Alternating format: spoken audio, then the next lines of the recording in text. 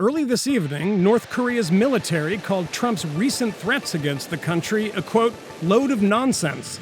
The statement is the latest in an atomic pissing contest between Pyongyang and President Trump, who yesterday inflamed the North Korea crisis with his fiery brand of anti-diplomacy, and today made unsupported claims about having modernized America's nuclear arsenal since taking office.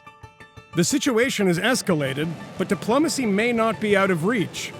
Before the latest flare-up with Pyongyang, Vice spoke with former New Mexico Governor Bill Richardson, who has sat across the table with North Korean leaders through a number of tense negotiations.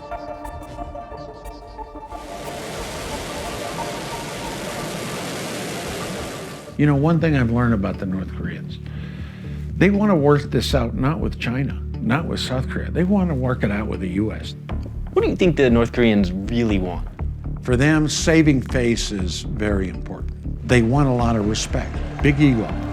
You know, I remember going to North Korea and North Koreans would say, you know, we wish your president wouldn't insult our president by calling him names. He hates that. The last time things were this tense was in the mid-90s, when North Korea pulled out of an international non-proliferation agreement and seemed to be on the verge of developing a nuclear bomb.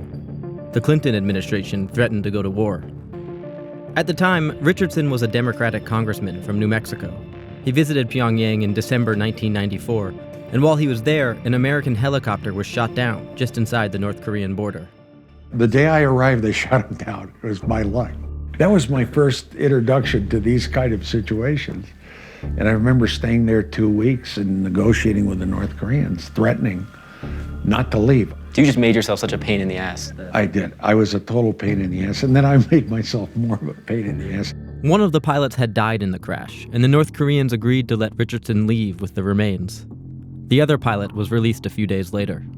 That year's brinkmanship also led to a major treaty, imposing a freeze on North Korea's nuclear weapons program in exchange for food and other aid. The deal still divides people today, but Richardson says it was worth it. Now, a lot of people criticize the Clinton deal. In exchange for food, energy assistance, nuclear reactors, North Korea curbs their nuclear program. Well, that worked for 9 years until North Korea started cheating. Today's situation may be more bleak. North Korea has a new leader and a much deadlier nuclear arsenal.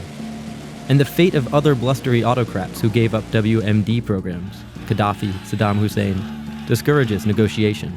But Richardson says there's always something the North Koreans are willing to talk about. Is there a case to be made that this negotiation really could only happen after a particular period of buildup of threat of force like we have now? It could be. That was the pattern with Kim Jong-un's father, with his grandfather. Jimmy Carter worked something out early on with his grandfather. With his father, President Clinton worked something out in his people.